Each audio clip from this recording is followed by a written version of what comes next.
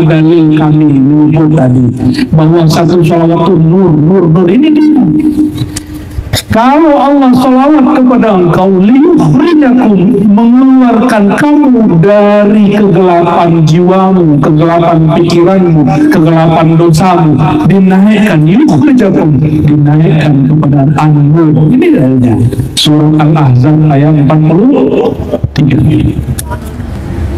Maka satu sholawat nur, satu dua sholawat nur, tapi nur pertama mengeluarkan kita, membersihkan kita dari sumbat. Wa kana bil mu'minina rahimah, dan dia terhadap orang beriman sangatlah sayangnya. Ini Allah masih kabar, Allah itu terhadap orang yang percaya sangatlah penyayang. Rahim. Nama yang makan Allah sepertinya angin sudah semua mulai kuat ya. Saya mulai kedinginan. Untung ada keluarga di sini ya. Saya hanya minta satu hal. Jangan ada rumah yang kosong dari sholawat. Jangan ada kendaraan yang sepi dari sholawat. Jangan ada dada yang kosong dari sholawat. Jangan.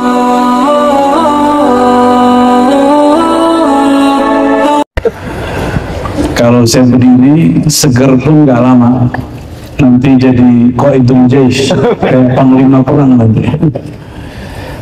Alhamdulillah Rabbil Alamin. Alhamdulillahilladzi syarrafana bi sayyidina Muhammad.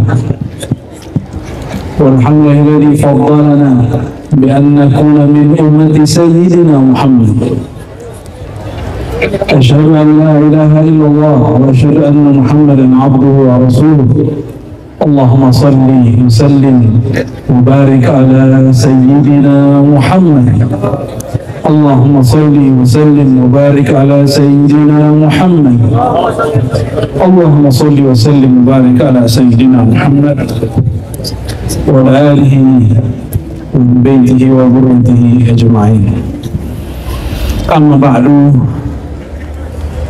para umara, tadi ada pewakilnya,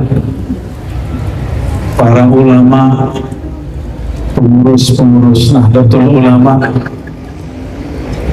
para panitia, mobil khusus sahabat kami Kiai Yusuf yang tampannya mewarisi Nabi Yusuf ya.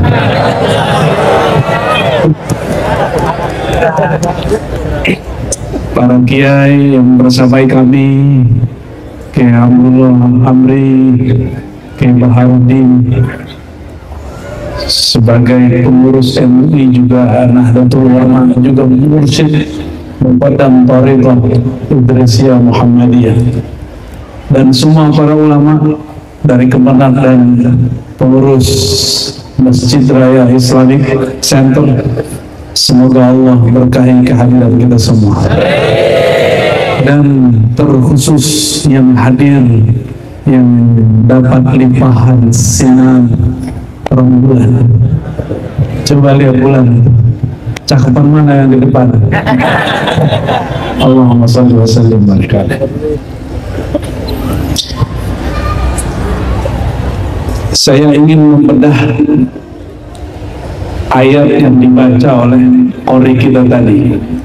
Bacaannya genit ya, suaranya genit, pantang juara.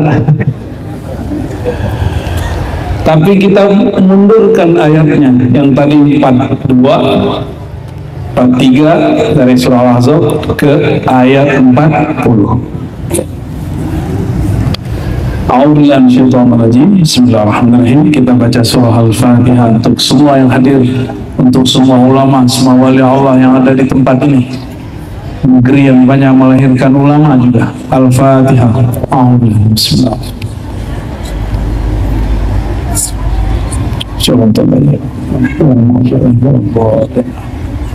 Kalau orang asuh aja baca Fatihahnya cepet ya. Nggak tahu tuh kenapa ya. Karena ada ijazahan Fatihah 1 nafas. Sudah dapat belum? Belum. Waduh, ketinggalan zaman. Masa nggak tahu ijazah Fatihah 1 nafas? Nggak tahu ya? Belum dengar? Apa bid'ah?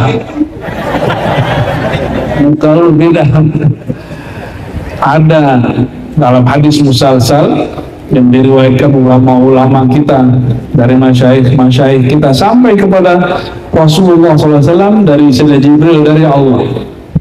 Allah memerintahkan Sayyidina Jibril baca Fatihah 1 nafas. Mau coba nggak? Bener nih? Coba ambil nafas pelan-pelan ya. Saya hitung 1, 2, 3, ambil pelan-pelan. Bismillahirrahmanirrahim. Alhamdulillahirabbil alamin arrahmanirrahim maliki yaumiddin iyyaka na'budu wa iyyaka nasta'in ihdinas siratal mustaqim siratal ladzina an'amta 'alaihim ghairil maghdubi 'alaihim waladdallin. Amin. Itu mah bisa ya. Coba sekarang pakai makhorijul huruf yang benar. Yang bisa qori kita berdua doang kayaknya nih. Coba tarik nafas. 1, 2, 3. Bismillahirrahmanirrahim. Alhamdulillahi rabbil alamin arrahmanir rahim maliki yaumiddin iyyaka na'budu wa iyyaka nasta'in ihdinas siratal mustaqim siratal ladzina an'amta 'alaihim ghairil maghdubi 'alaihim waladdallin. Saya yang kalah ya. Tapi itu belum curi-curi napas. Tapi di depan saya banyak yang curi-curi napas tadi ya. Surat nampak. Siapa yang sudah coba tadi dapat ijazah baca Fatihah 1 nafas, bersambung kepada Sayyidina Nabi SAW, bersambung kepada Sayyidina Jibril. Alhamdulillahirabbil alamin. Jadi Fatihah 1 nafas ada dalilnya? Ada. Cuma menurut ahli fikih dhaif. Biarin. Kan ini bab hadis. Hadis musalsal ya. Hadis musalsal beda bab. Gak ada urusan dengan ahli fikih. Ya, ahli fikih punya bab sendiri. Ya. Dan dalam ilmu musalsalat namanya, ini salah satu tradisi ulama-ulama kita di Mekah dulu. Mereka mengambil Fatihah 1 nafas. Saya ngambil dari banyak guru, salah satunya dari kampung beliau ini. Ada guru Wildan dan Sihduk, ada yang sudah wafat, guru Sya'rani, murid-murid dari Syekh Muhammad Yasin Al-Fadani Al-Makki. Mereka ngambilnya di Mekah. Dan juga guru beliau namanya Musnidul Hijaz Syekh Zaini Bawayan. Orang Bawayan atau Bawayan?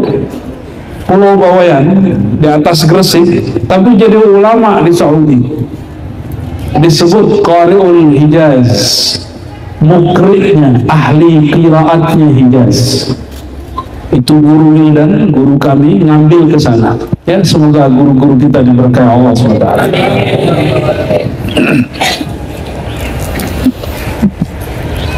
Bismillahirrahmanirrahim. Ma kana Muhammadun aba ahadin min rijalikum. Tidaklah sang Muhammad itu aba, ayah seorang daripada laki-laki di antara kamu. Maksudnya apa? Rasulullah SAW tidak hanya sebagai ayah seorang anak, bukan hanya kakeknya seorang habaib. Ya, ini juga ingin mempertegas bahwa Rasulullah SAW itu bukan miliknya zuriat Nabi semata, tapi Rasulullah. Tapi beliau adalah Rasulullah. Kalau Rasulullah bukan hanya milik anaknya, tapi milik umat. Kayak beliau ini kan milik umat dan milik ummahat. Benar, Kiai Yusuf. Makanya istrinya sering-sering nemenin. Kalau nggak nanti jadi milik ummahat.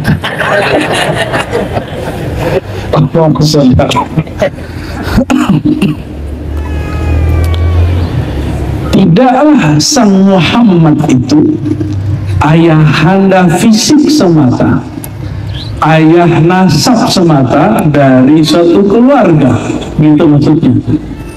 Tapi beliau ayahanda global, disebut Rasulullah.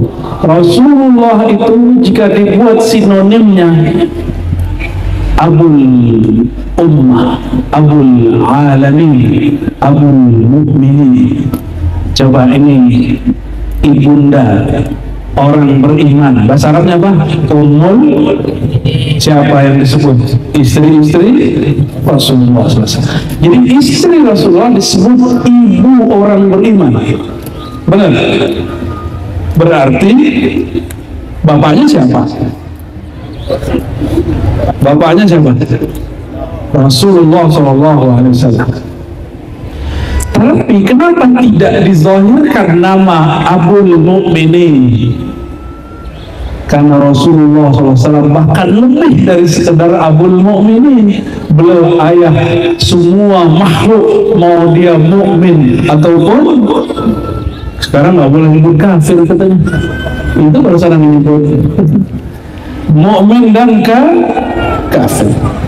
Mukmin ataupun tidak mukmin, semuanya berasal dari baginda Nabi Muhammad sallallahu alaihi wasallam.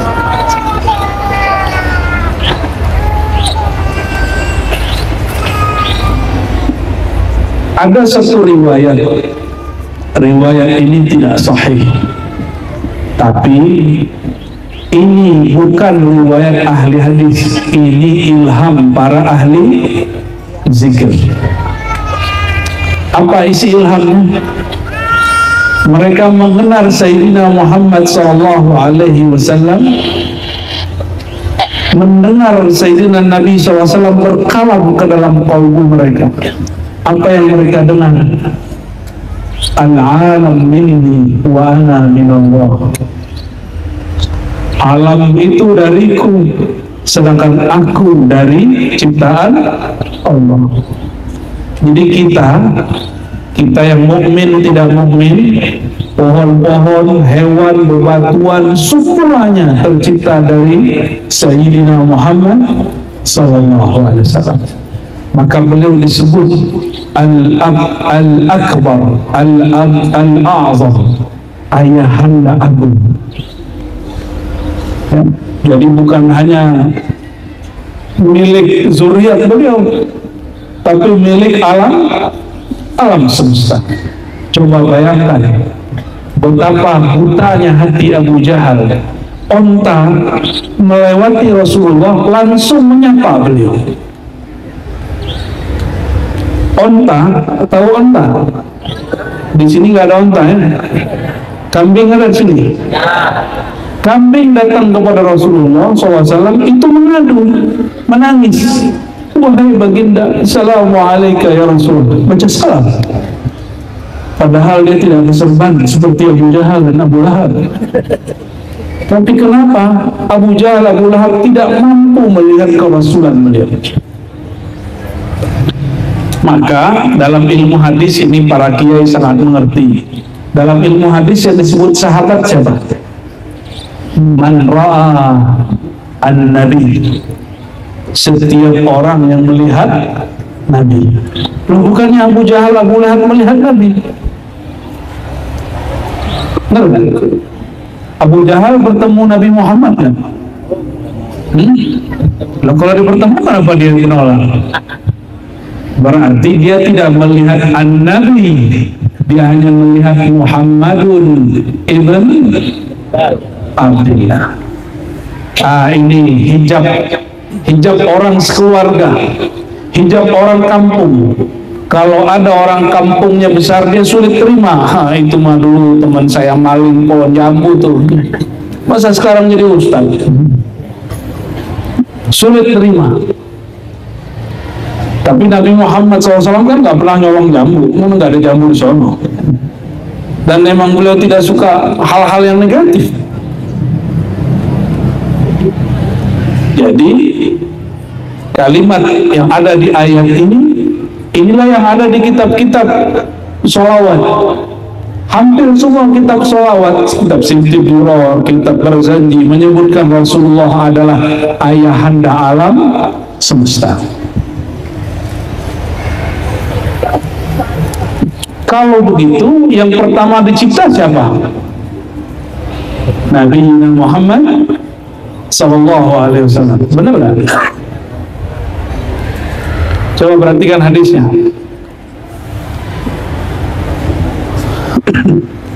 Kuntu nabiyyan, aku sudah jadi nabi. Sedangkan Adam baina ma'in wa tin, masih tanah, masih air.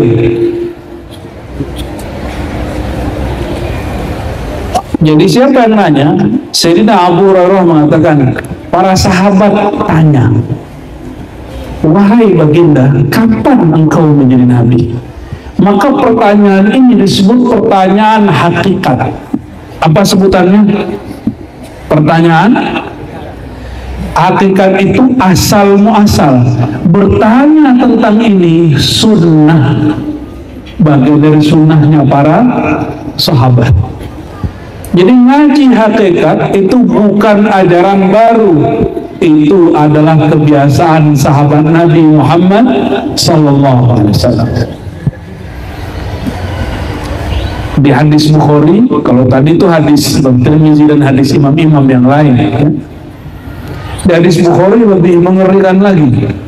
Datang sekelompok Bani Asy'ariyin kepada Nabi. Bani Asy'ari, ada yang tahu di mana? Yaman. Pernah dengar Yaman? Di mana Yaman?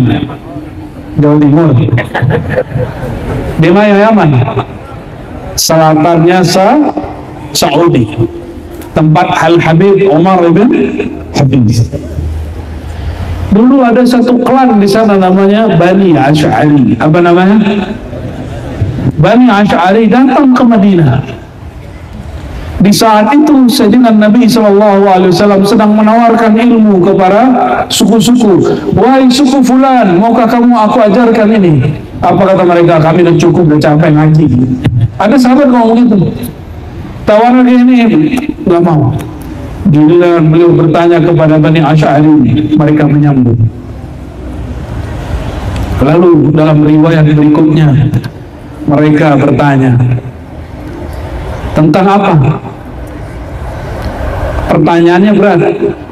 Kaifa kana Rabbuna? Allah itu hakikatnya bagaimana sih? Allah itu sekarang ngapain nih?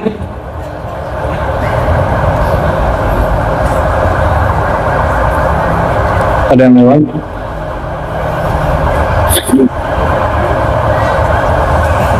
Kita biarin lewat dulu ya.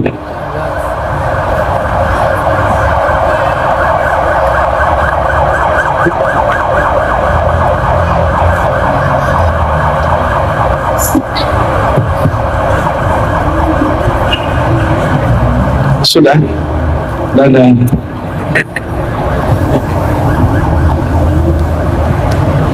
Ambulan ya, ya kita hormati ambulannya.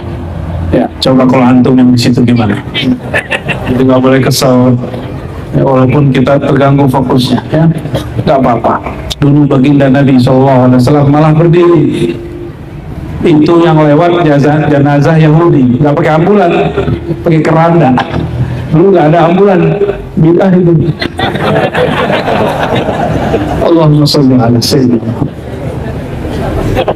Para sahabat dari klan Bani Asy'ari orang Yaman. Jadi tidak heran kenapa sampai hari ini orang Yaman suka ngaji. Mereka dulu ditawarkan Nabi ilmu dari sekian kelompok klan sahabat, mereka yang terima. Lalu mereka bertanya hal yang berat. Kaifa kana Rabbuna? Allah itu gimana sih? Sekarang gimana? Tadinya gimana, dulunya gimana, nanti gimana? Itu pertanyaan apa itu? Pertanyaan hakikat, bukan pertanyaan akidah. Orang akidah nggak sanggup jawab. Nggak sanggup. Ilmu akidah itu ilmu al-mabni alal burhanil aqli, ilmu yang dibangun dengan burhan akal. Kalau pertanyaan begini akal sampai nggak? Allah dulu, sekarang, nanti ngapain? Itu makna kalimatnya. Kaifa kana Rabbuna. Kalau yang belum pernah ketemu Allah bisa jawab nggak tuh? Allah itu sekarang ngapain gitu, dulu ngapain, nanti ngapain? Allah itu berubah-ubah nggak? Coba ada mau tanya mantu. Habis kita doa sama Allah, tadinya Allah nggak tahu jadi tahu gitu ya? Ya, benar. Kita doa nih, ya Allah saya perlu mobil gitu. Tadinya Allah nggak tahu jadi tahu gitu. Hah? Emang begitu? Oh pantesan doanya nggak ada yang diterima. Jadi kebanyakan orang berdoa, ini benar nih Ahlus Sunnah nih depan saya. Benar Ahlus Sunnah? Harus dibenerin Ahlus Sunnah. Allah itu alim bi'ilmihi al-qadim. Allah maha tahu dengan ilmunya yang qadim, dulu belum ada alam semesta. Allah sudah tahu hajat kita sebelum kita ada. Maka sebelum antum berdoa, Allah sudah tahu belum? Terus ngapain doa? Doa itu manja-manja sebagai hamba. Allah suka sama hamba. Allah suka sama yang manja-manja. Yang manja itu disebut kekasihnya. Kita manja nggak sama kekasih kita? Walaupun mukanya begini-gini, manja loh. Buatin kopi dong, itu manja namanya itu. Benar-benar. Ini ibu-ibu manja nggak sama suaminya? Lepot apa, toko emas, kita emas gitu. Allahumma sholli ala sayyidina Muhammad. Allah dulu, sekarang, nanti sama nggak? Kenapa? Karena Allah itu qadim. Qadim itu ada sebelum kata ada itu ada. Oke?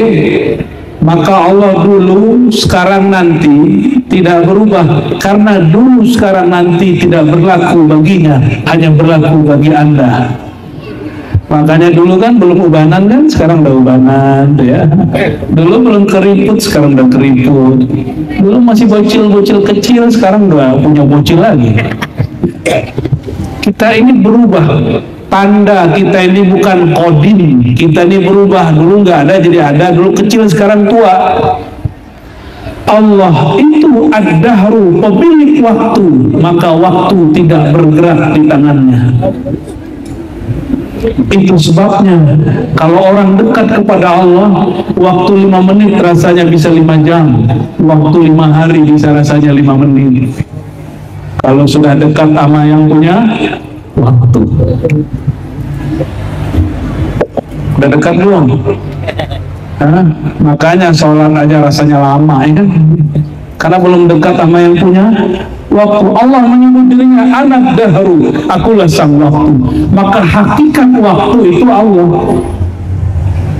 bukan jam. Itu jam itu penanda waktu. Waktu itu bukan jam. Sekarang jam berapa? Itu ngecek saya lagi nggak bawa jam soalnya. Jam? Oke, itu bukan waktu, itu hanya menunjukkan waktu. Orang dulu kalau ngeliat bulan itu langsung ngeliat waktu. Ini bulan berapa nih?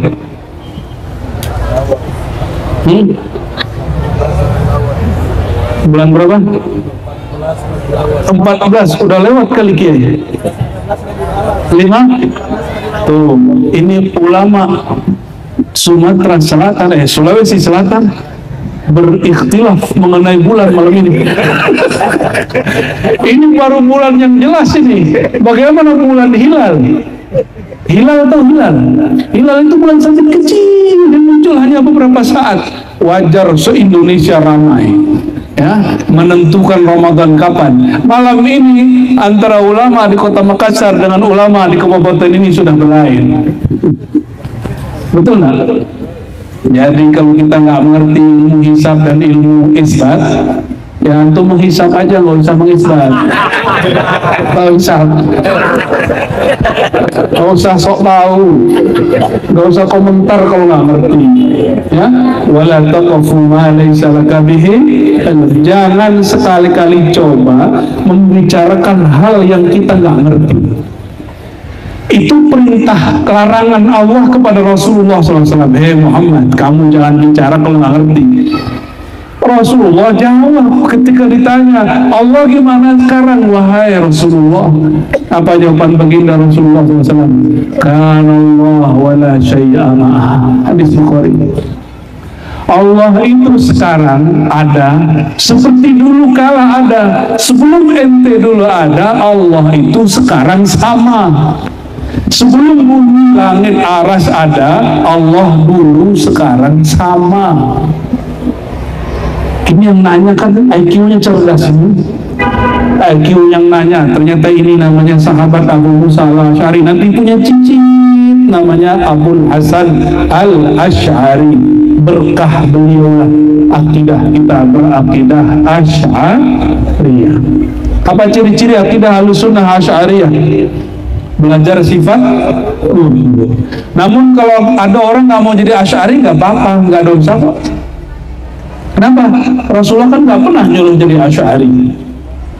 Rasulullah hanya mengatakan alaikum bisunnati, ikutlah sunnahku. Menurut kita Ahlussunnah dengan silsilah guru kita, Imam Asy'ari itu imam yang meriwayatkan akidah Ahlus Sunnah. Makanya kita berimam kepada Imam Asy'ari. Kalau ada orang nggak percaya, nggak boleh dipaksa. Ya, katanya di sini banyak yang nggak percaya, bukan yang depan saya, ya. Ya, nggak boleh. La ikraha fiddin. Kalau begitu, ini sebenarnya kita ngalah supaya kita menang juga.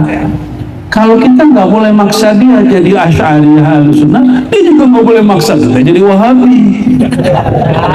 Itu maksudnya. Paham? Kita hargai dia, silakan. Orang mau jadi Wahabi, mau jadi apa? Ya terserah dia, nggak ada urusan. Mau jadi Sunni, mau jadi Syiah, itu hak dia bertuhan. Hak kita cuma dua, tawasau bil haq, tawasau bis sabr aja. Nggak boleh maksa. Tawasau itu bukan jidal, bukan debat, bukan bahsul masail, dia bukan. Tawasau saling mewasiatkan dengan al-haq dan harus sabar, nggak boleh marah-marah. Masa bubarin maulid pakai marah-marah? Bubarin yasinan pakai marah-marah, itu bukan tawasau bis sabr. Kalau nggak sepakat sama maulid, ajak ulamanya diskusi. Itu al-haq namanya. Tawasau bil haq. Al-haq itu sendiri siapa sebenarnya? Allah. Bukan tawasau bimazhabina, bukan mewasiat orang ikut mazhab manhaj kita, bukan ikut pendapat kita, enggak. Al-haq, al-haq itu hanya Allah. Al-haq cuma satu, yaitu Allah. Tapi cara memahami kebenaran lebih dari satu, bukan? Benar? Lebih dari satu. Coba, katanya NU 4 mazhab nih Kiai. Benar? Benar nih Kiai. Katanya NU 4 mazhab kan? Coba masjid NU nggak qunut subuh, ramai, persilatan. Ya, bisa-bisa imamnya, kalau beliau yang jadi imam nih, besok dipecat langsung. Benar? Gak usah bahas itu. Allahumma sholli ala Muhammad. Kembali ke laptop. Ketika Rasulullah SAW menjawab Allah dulu sekarang, la syai'a ma'ahu, nggak ada yang bersamanya, dia tetap sendiri. Itulah qul huwallahu ahad. Allah tetap sendiri. Maka pertanyaannya, kalau Allah tetap sendiri, berarti hatta Nabi Muhammad tidak ada, hatta kita tidak dianggap ada. Kita ini ada karena diadakan. Nah, maka ada, wujud itu dibagi tiga. Ngaji Ahlussunnah kan, biar kepalanya botak. Wujud dibagi tiga. Satu, wajib wujud itu apa maksudnya? Yang nggak bisa nggak ada, berarti pasti. Yang tidak bisa tidak ada, negatif kali negatif sama dengan yang tidak kali tidak. Yang benci matematika, katanya Ustaz benci matematika, itu ilmu akidah pakai ilmu matematika. Orang kalau nggak ngerti matematika itu nggak bisa memahami ilmu kalam, sifat 20 dengan baik, terutama sifat al-wujud. Allah itu apa tadi? Wajibul wujud. Kalau kita apa? Coba lihat bayang-bayang sama tangan. Punya bayang-bayang nggak? Jangan-jangan nggak punya bayang-bayang, coba cek dulu. Jangan-jangan orang gunung turun ke, ya cek dulu ada juga. Allahumma sholli ala sayyidina Muhammad. Kena prank ya. Oke. Bayang-bayang punya? Kapan ada bayang-bayang? Sejak yang punya bayang-bayang benar. Disinilah kelirunya sebagian ahli hakikat. Kata ahli hakikat, bayang-bayang itu kita yang punya bayang-bayang Allah, maka kita ada dari dulu bersama Allah. Qadim dong. Keliru. Menceritakan bayang-bayang bukan menceritakan qadim, tapi menceritakan ta'alluq, hubungan. Bayang-bayang, nah nggak usah bayang-bayang deh, depan cermin. Depan cermin kalau kita ngaca, udah ngaca belum sampai sini? Udah, maklum ngaca tiap hari. Tahu nggak? Ini bukan tahadus binikmah, emang nggak nikmat.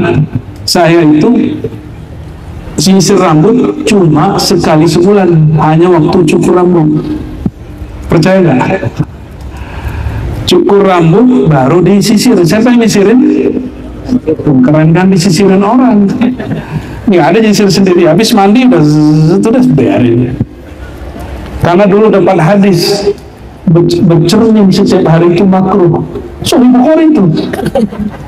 Ya kita kan baca Sahih Bukhari mengamalkan Sahih Al-Bukhari.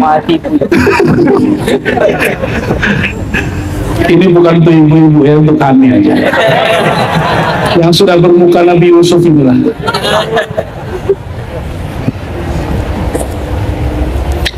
Di cermin itu rupa kita bukan? Ya. Tapi yang di dalam itu kita atau bukan? Terbalik ya? Kirinya kanan, kanannya kira-kira begitulah cara memahami kita dan Allah. Ini secara ilmu hakikat, bukan ilmu akidah ya. Ilmu hakikat. Kita itu kebalikannya Allah. Kita ini dhaif, Allah itu qawi. Kita ini hadis baru, Allah itu qadim. Balik. Tapi jika yang punya bayang bergerak, yang di dalam cermin bergerak. Wama, gimana ayatnya? Idza aradallahu, yang akhir Yasin aja deh. Innama. Terus ada kalimat kun, itu kalimatnya iradah. Kalau dia berkehendak bergerak, maka bergerak di dalam. Saya bergerak begini, itu geraknya Allah. Tapi ketika saya salah dalam bergerak, adabnya tidak boleh mengatakan ini Allah yang menakdirkan, ini Allah yang buat. Itu bab A. Jadi beda Ahlussunnah dengan kelompok Jabariyah. Jabariyah itu yang serba takdir. Kalau dosa nyalain Allah kan enak bener. Kenapa ente korupsi? Takdir aneh. Enak kan gitu ya? Kenapa kamu maksiat? Emang digerakkan Allah, nikmat akhir. Enggak begitu. Itu su'ul adab. Coba perhatikan. Nabi Allah Khidir ketika selesai membunuh anak kecil dan merusak kapal lalu menaikkan tiang, itu aneh semua dalam hukum syariat Nabi Musa. Semuanya berlawan dengan syariat. Ketika ditanya, apa jawaban dia? Ma fa'altuhu, tidaklah aku lakukan itu. Ada nama kiai di ujung, ada ini. Tidaklah aku lakukan itu dari urusanku, amri. Nama pagi disebut di Quran. Sepertinya ayahanda belum membaca kisah Nabi Khidir. Makanya sampai sekarang kalau cerita Nabi Khidir senang sekali ya. Barakallahu fikum. Nabi Khidir tidak berani bilang ini amrullah, cuma bilang ini bukan amri. Itu ada.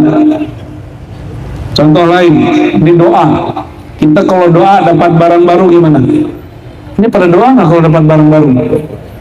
Termasuk baru menikah, bukan istri baru, bukan, baru menikah.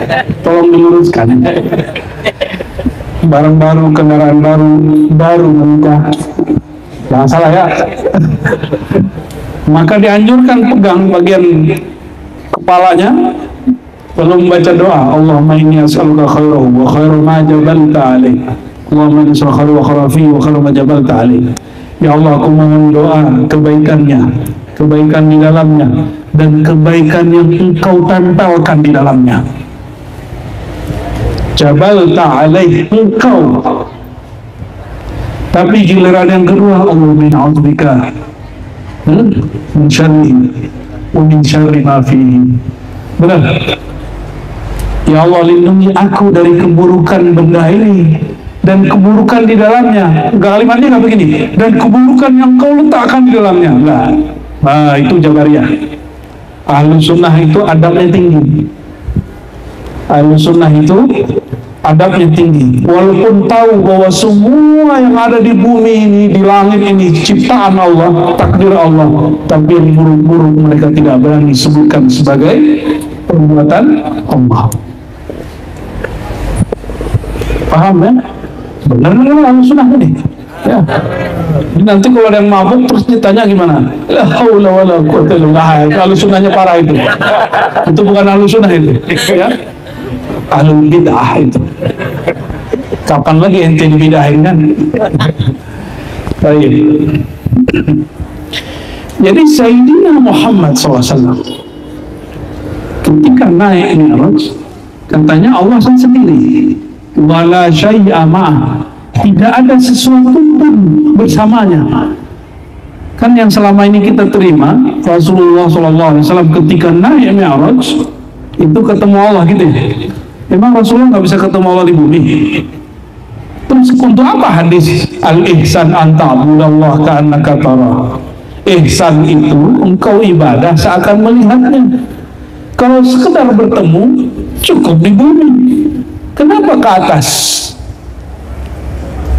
Itu nama makom. Namanya apa? Makom. Jangankan begitu, orang sholat di Islamic Center aja pakai foto dulu, lagi sholat di Islamic Center nih, jadi status. Ya, biasanya sholat di masjid kampung, sekarang di Islamic.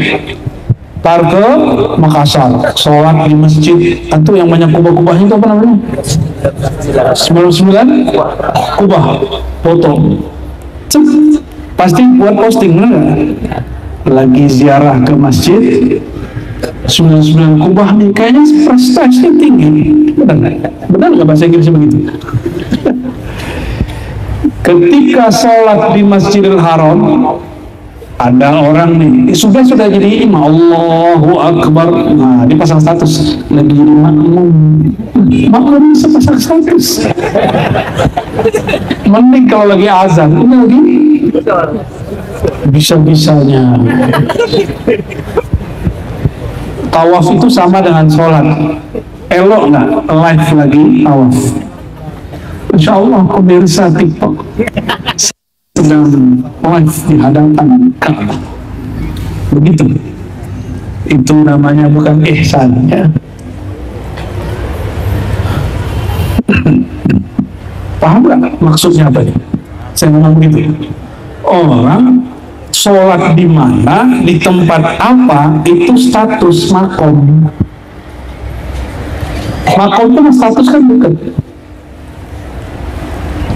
Apa status dia sekarang? Apa makom dia sekarang? Rasulullah SAW kalau mau bertemu Allah di mana? Beliau tidak pernah berpisah dari melihat Allah.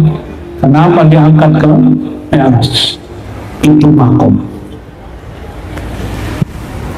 Tidak ada sesuatu pun bersama Allah. Maka tidak ada dua wujud. Allah Muhammad itu nggak ada. Ini ilmu hakikat, bukan ilmu akidah. Tolong dipisah. Dalam ilmu akidah ada wujud Allah, ada wujud makhluk. Allah wajibul wujud, makhluk mungkinul wujud. Ini ilmu akidah. Coba simpan dulu. Dalam ilmu hakikat, orang Sulawesi ini suka ngaji hakikat biasanya. Benar ya? Benar nih. Kita buka nih. Kalau Allah itu hanya Dia semata-mata, ini yang kita baca setiap kali ba'da sholat, la ilaha illallah wahdahu la tiada ilah Tuhan selain Allah, dan Dia hanya sendiri, tiada sekutu, tiada teman, tiada yang membersamainya. Jadi siapa yang meyakini bahwa Nabi Muhammad dan Allah ini sama-sama wujud, musyrik. Siapa yang meyakini dirinya dan Allah sama-sama wujud, musyrik.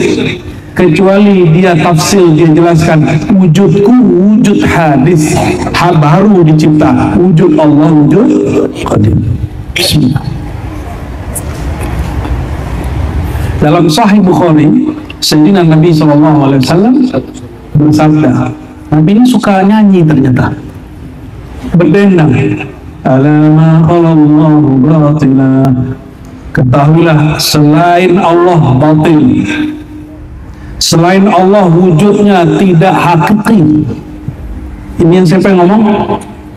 Nabi Muhammad sallallahu alaihi wasallam. Jadi Nabi ngomong hakikat gak? Ini ngomong hakikat bukan miliknya Syekh Yusuf Al-Makassari aja. Syekh Yusuf ambil dari ajaran Nabi Muhammad sallallahu alaihi wasallam. Baik. Bisa ngikutin? Bisa? Okay. Terus ketika Nabi bertemu Allah, itu melihat Allah siapa? Makanya ada dua jenis sahabat. Satu sahabat Aisyah, satu sahabat Ibnu Abbas. Kata Sayyidatuna Aisyah, suamiku Rasulullah tidak pernah melihat Allah. La tudrikuhul absar wa huwa yudrikul absar. Surat Al-An'am. Allah itu tidak dapat dicapai. Apa kata Sayyidina Ibn Abbas? Enggak. Ra'a Rabbahu. Ketemu kok sama Allah. Melihat Allah kok. Apa yang beda? Sayyidah Aisyah babnya bab, jadi aliran hakikat itu banyak hakikat itu alirannya. Pertama, aliran hakikat asal, bahwa Allah tidak dapat dilihat. Ini kenapa ada lalar masuk nih?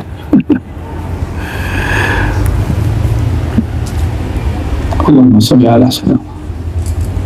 Yang kedua, ada sebuah riwayat di Sahih Bukhari. Ini para kiai sudah hafal semua nih, saya yakin. Husnuzon, saya sejarah suuzon kiai. Ya.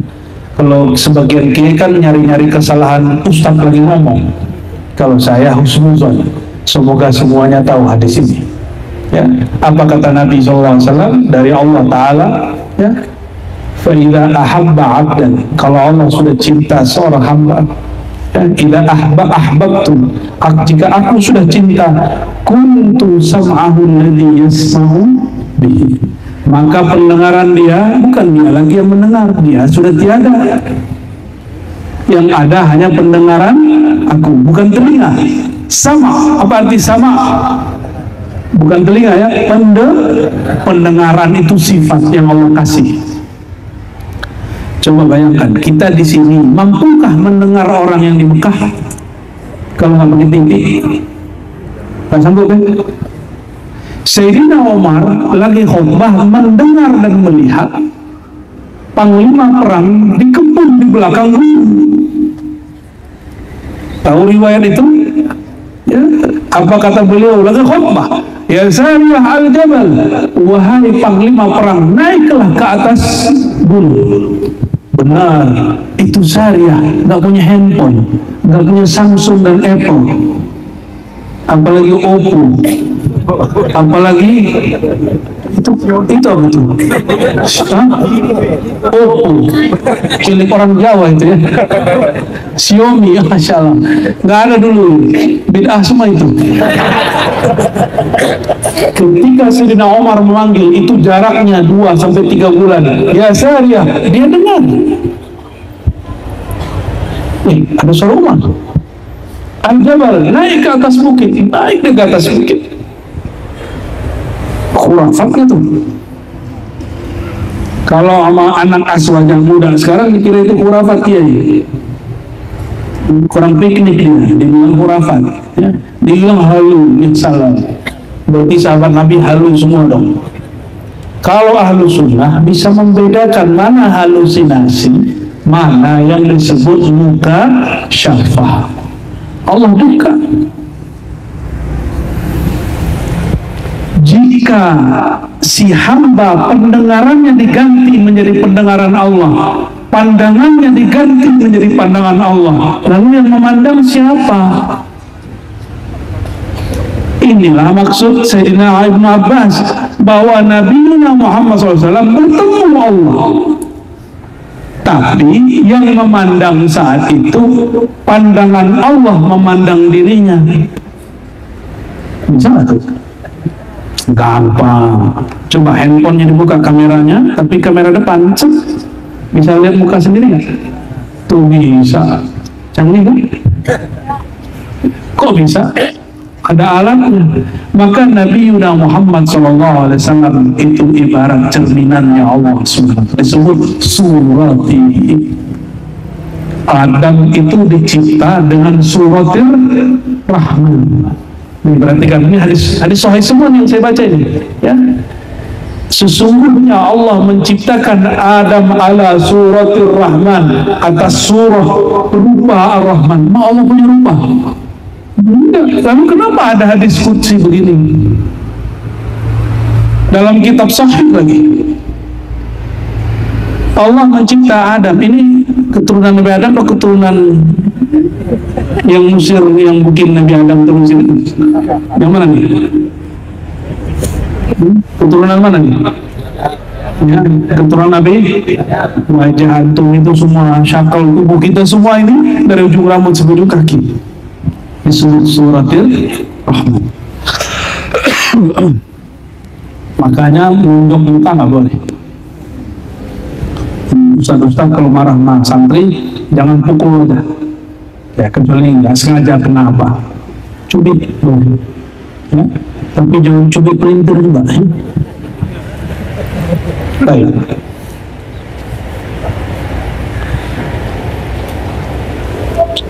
Jika Allah ciptakan Nabi Adam dengan surahnya Allah, suratul Rahman. Apa suratul Rahman? Itulah sifat ma'ani.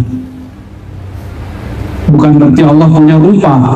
Suratul Rahman tajalliyatu dzatihi, yaitu tajalli zatnya Allah Subhanahu wa ta'ala dan tajalli sifatnya. Apalagi itu tajalli. Tahu tajalli nggak? Tajalli tahu nggak tajalli? Tajalli itu jali. Allah menyatakan tentang dirinya. Itu namanya tajalli. Semoga bisa ngikutin ya. Tadi nggak ada maksud bahas ini. Tapi giliran Ustadz kita baca ayat begitu, saya merinding dengarnya ya. apalagi suaranya genit ya, maka tafsir kita harus agak genit malam ini ya. Ada yang tidur? Tuh, lihat tuh Pak Kiai, jangan kemudian meremehkan masyarakat awam. Mereka ini menikmati kajian begini ya. Ya, kata Pak Kiai, kenapa kajian berat-berat ini kau buka di tempat umum? Kiainya tidak paham. Di waktu ngajar nggak mau dengar, ini berat. Tapi ternyata santri-santri orang awam banyak yang menikmati. Ini yang salah kiainya apa santrinya? Saya dulu pernah disidang oleh beberapa kiai. Cerita pengalaman. Arazi, kenapa kamu bahas bab-bab begini depan orang? Ini rumit, mereka tidak paham. Mumpung jamaah ada di luar, saya panggil jamaah yang paling umum, yang kuliahnya bukan kuliah di UIN, kuliah di UI, kuliah di UGM, kuliah di umum-umum lah. Saya panggil, kamu sini. Ini kata Pak Kiai, ceramah saya ini berat. Benar gak? Oh iya, waduh, juga nih. Terus, ini tidak difahami oleh orang awam. Benar gak? Oh enggak, saya paham. Loh, betulnya paham apa? Waduh, lebih dari paham ya. Bulan baru buka kajian, baru di YouTube kami sudah nangis. Kiai belum nangis. Itu urusan masing-masing lah ya. Jadi kajian hakikat ini untuk para kiai atau boleh dibagi umum? Boleh, selama dalil-dalilnya sahih dan cara menjelaskan dalilnya juga mesti sahih. Ini ada yang ngorek nggak ada tadi Pak Kiai? Ini saya bukan membicarakan Pak Kiai ini, cerita Kiai yang di sono, yang di alam lain sana seberang sono. Baik. Bagaimana tadi? Tajalli. Jadi apa maksud Adam itu diciptakan dengan surah rupanya Allah? Itu maksudnya Adam dicipta dengan tajalli sifat-sifatnya Allah. Jadi ketika Allah menawarkan tajalli ini kepada bulan tuh lihat dia tinggi nggak? Dia lebih tua dari kalian nanti. Ya, tua badan, tapi kalau ruh Tuhan kita dari dia. Dia ditawarin, bulan, maukah kamu menerima amanahku? Kata bulan, enggak, aku jadi purnama. Besok pagi Allah tanya lagi ke matahari, matahari, maukah kamu menerima amanahku? Kata matahari, cukup aku jadi pelita. Ditanya lagi ke pohon-pohon, hewan-hewan, gunung-gunung, bumi, air, semua anasir alam semesta ditanya, semuanya menolak. Lalu diterima oleh manusia. Kita ini, antum ingat gak menerimanya?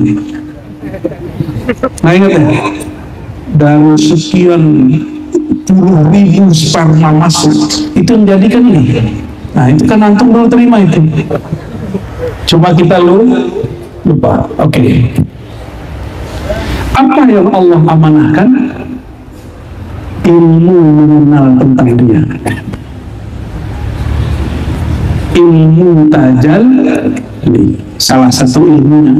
Ilmu mengenal nama-nama dia, sifat-sifat dia. Masih kuat? Saya khawatir nanti dibuat berat. Nanti kepalanya jatuh kalau berat. Allahumma sholli ala sayyidina Muhammad. Allahumma sholli ala sayyidina. Apalagi rahasia di situ? Kalau dulu saya berpikir kita ini diambil dari alam. Alam diambil jadilah kita. Karena ayatnya zahirnya menyebutkan begitu. Inni khaliqun basharan min tin. Aku ciptakan manusia daripada unsur tanah. Tapi apa kata para imam kita? Betul, zahir tubuh kita punya tubuh nggak? Cek lagi, punya tubuh nggak? Itu tubuh, coba lihat. Apapun yang ada di alam itu ada di tubuh antum. Rambutnya tumbuh nggak? Rambut mirip sama apa? Tuh, Tuhan. Tapi yang hebat, jenggot tumbuh ke bawah. Coba lihat dulu. Jenggot tumbuh ke bawah, ngalah-ngalahin pohon. Oke, nyambung. Coba lihat batu, sudah di tubuh kita yang keras apa? Tulang. Ada batu di sini, ada tulang di sini. Ada sungai di tubuh kita, ada bukan sungai. Sungai itu tempat apa? Aliran. Di sini ada peredaran darah, itu sungai. Jadi kita mirip alam atau alam mirip kita? Manusia mirip alam atau alam mirip manusia?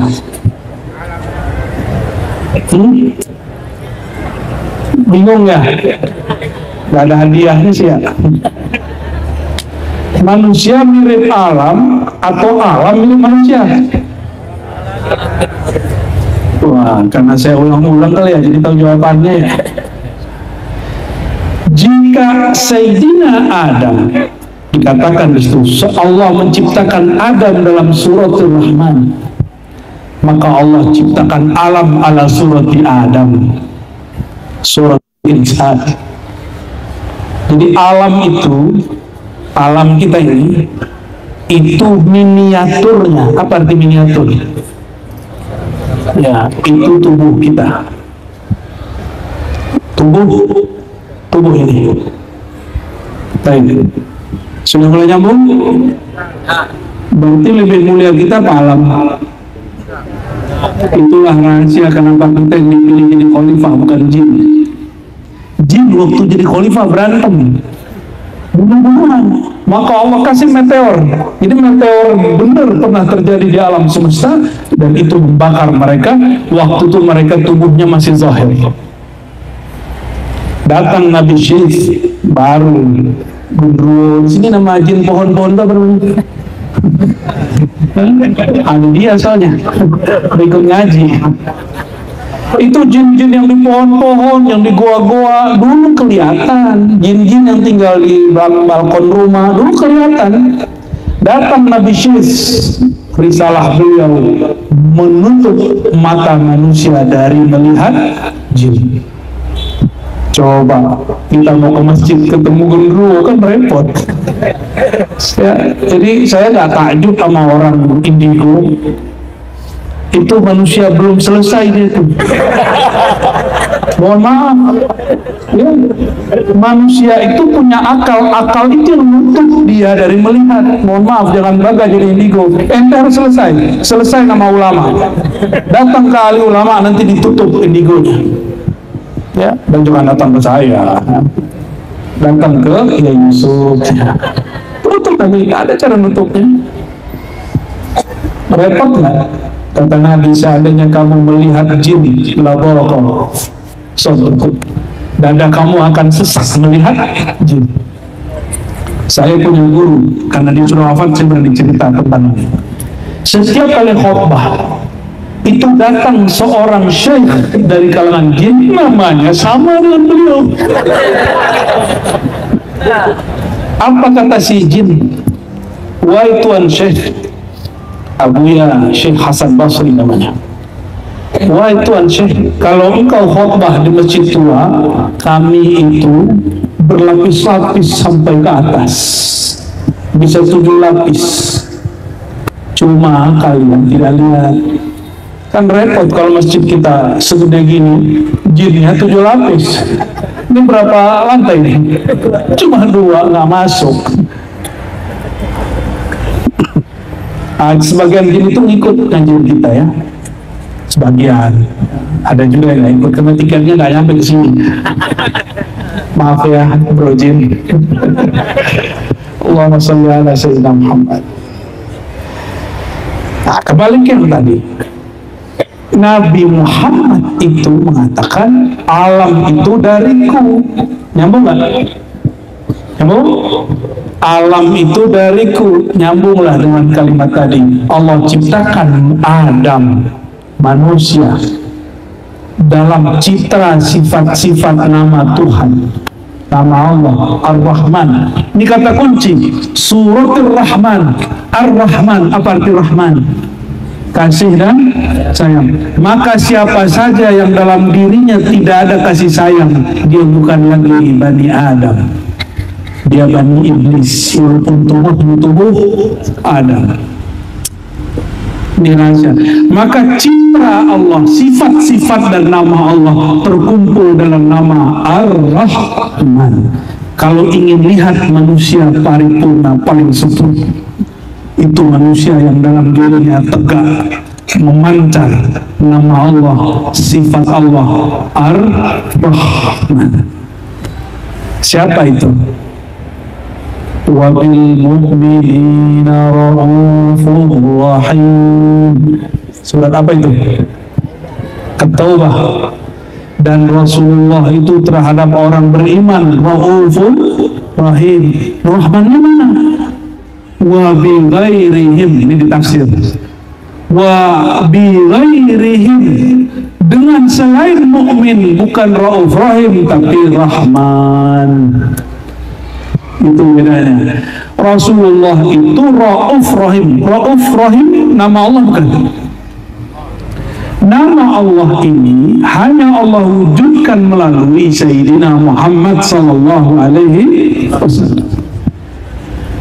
Raufun Rahim, Ar-Rahim khusus untuk orang beriman. Di depan beriman semua. Maka iman kita ini semua karena rahimnya Rasulullah SAW. Makanya mereka disebut ruhama'u bainahum, itu turunan dari rahim. Mukminin karena dapat rahimnya Rasulullah, ruhama'u bainahum, mereka saling kasih menyayangi. Tapi selain mukmin gimana? Rahman. Makanya dulu saya dapat cerita tadi dari Kiai Yusuf ya. Dulu ulama-ulama kita mengislamkan suku-suku yang lama, suku-suku tua, itu bukan dengan cara ente bid'ah, ente musyrik, enggak. Kalau begitu langsung terusir, mungkin nggak ada orang sini masuk Islam. Caranya gimana? Doa yang tadinya mantranya dibenerin, ada kalimat dipertahankan, dimulai bismillah syahadat, ujungnya kun fa yakun. Masih pakai bahasa lokal. Ini harus diteruskan supaya proses Islam yang Rahman itu menyebar terus. Bukan Islam yang bengis, yang marah-marah, yang benci-benci. Ya? Karena Rasulullah SAW menyebut dirinya Rahim, Allah yang disebut Rahman kepada selain mukmin. Jadi kita masih boleh nggak sayang kepada non muslim? Bukan boleh lagi, wajib. Bab Rahman kepada sesama mukmin, Rahim khusus. Kalau sifat Allah, nama Allah Rahman untuk seluruh alam, Rahim li ibadihil mu'minin. Jadi yang dapat Rahim cuma orang yang mukmin. Bahkan kalau guru kami lebih pedas lagi, Rahman lil mu'minin war Rahim li awliyaihi al-arifin, cuma untuk yang bermakrifat. Udah lebih berat. Guru-guru kita kadang ada yang pedas begitu. Cuma kalau begitu yang depan saya kan nggak kebagian. Oke, masih lanjut. Lihat dulu bulan bentar, lihat bulan kan. Allahumma sholli ala sayyidina Muhammad. Lihat bulan bentar tuh. Kita omongin barusan, bulan secantik itu menolak dapat tawaran. Ternyata itu terjadi di kalangan sahabat. Ditanya, kamu maukah aku ajarkan ini? Mereka nolak. Yang menerima siapa? Kelompok Bani Asy'ari. Jadi ternyata kalau sekarang nih para kiai, mohon maaf, ada orang kita mau ajar terus nolak, wajar. Mungkin dulu turunan-turunan atau pengaruh-pengaruh atau warisan sahabat yang lama, ya. Atau jangan-jangan dia ikut bulan, ya, ikut bulan atau ikut matahari. Nah, bagian akhir.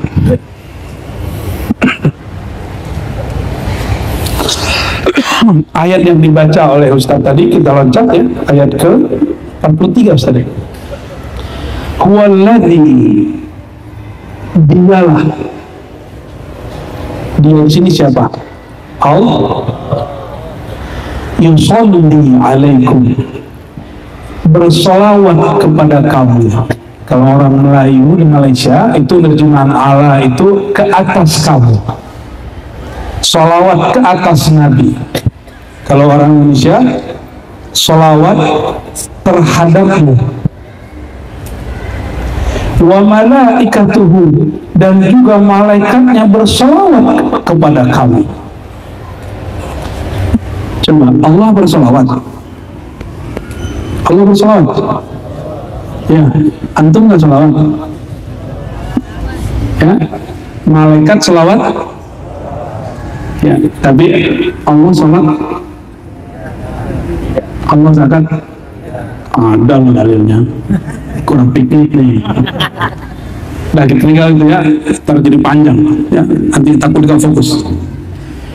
Dialah yang bersolawat kepadamu.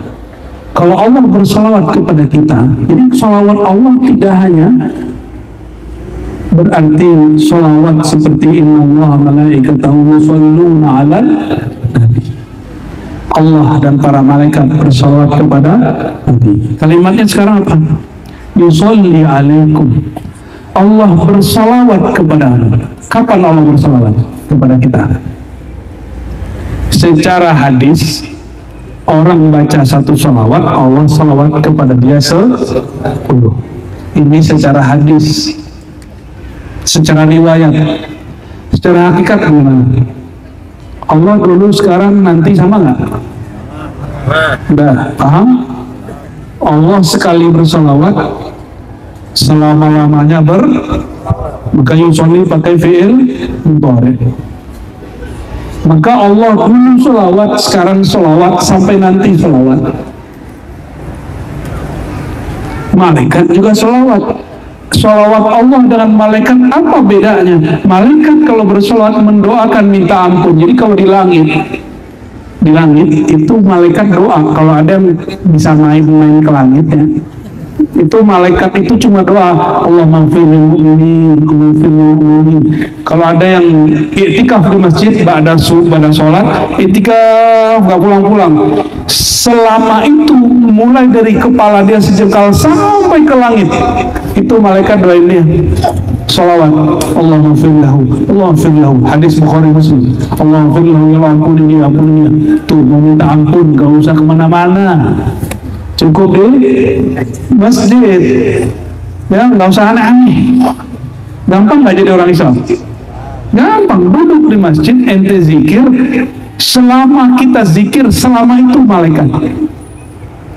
Tapi kalau orang menyebut nama baginda Muhammad SAW, bukan hanya malaikat yang sholawat, Allah juga bersolawat. Bayangkan, Allah sekali saja sholawat kepada kita, itu diampuni semua dosanya. Kalau sholawat lagi yang kedua, langsung bercahaya kalbunya. Sholawat lagi yang ketiga, nurun ala nur, berlapis nur, maka satu sholawat itu nurnya sudah 9. Karena yang satu ngapusin dosa. Yang kedua, ketiga sampai 10 itu nur berlapis. Itu nur sholawat. Maka kalau ada orang yang wajahnya jelek, apa yang banyakin sholawat, itu nurnya akan beda. Ya? Wajahnya wajah nur penar ini. Ya? Jadi kalau ingin dapat nur, tidak perlu kemana-mana, cukup sholawat. Di mana aja sama, mau di masjid, di rumah, di mana sama. Bayangkan kalau ada pengusaha ngasih bantuan sekali ke masjid, itu besar apa kecil?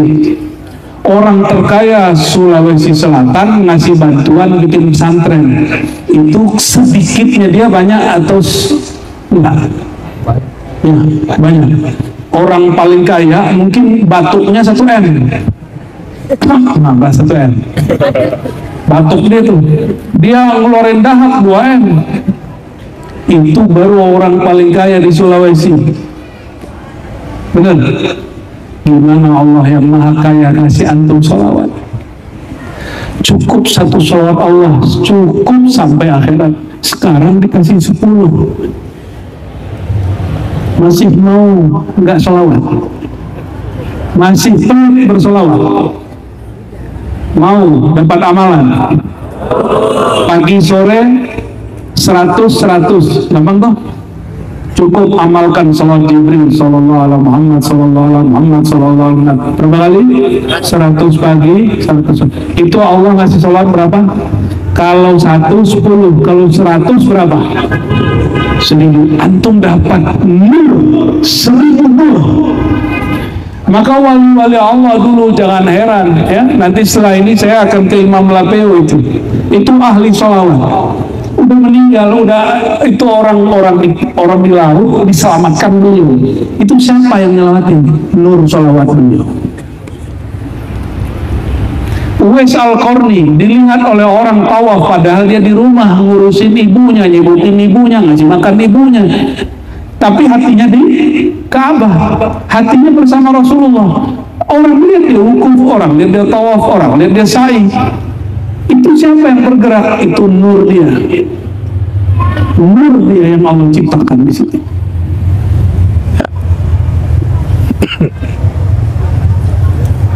Masih nggak mau sholat? Ahlu sunnah wajib bukan berdebat. Sepakat?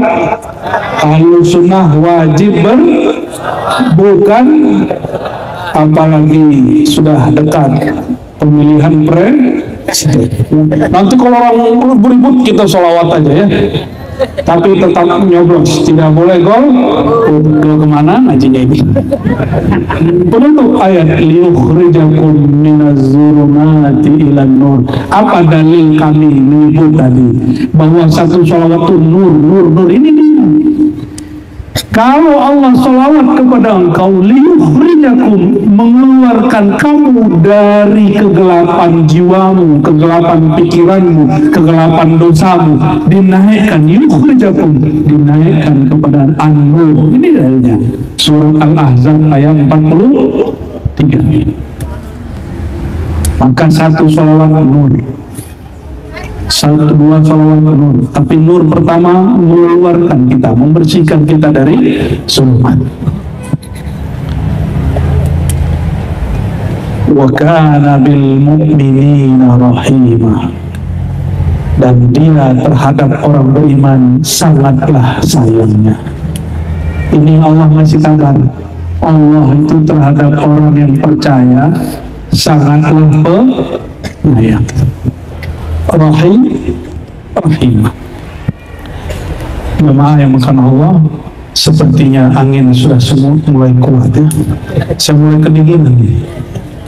Untung ada keluarga di sini ya. Saya hanya minta satu hal. Jangan ada rumah yang kosong dari sholawat. Jangan ada kendaraan yang sepi dari sholawat. Jangan ada dada yang kosong dari sholawat.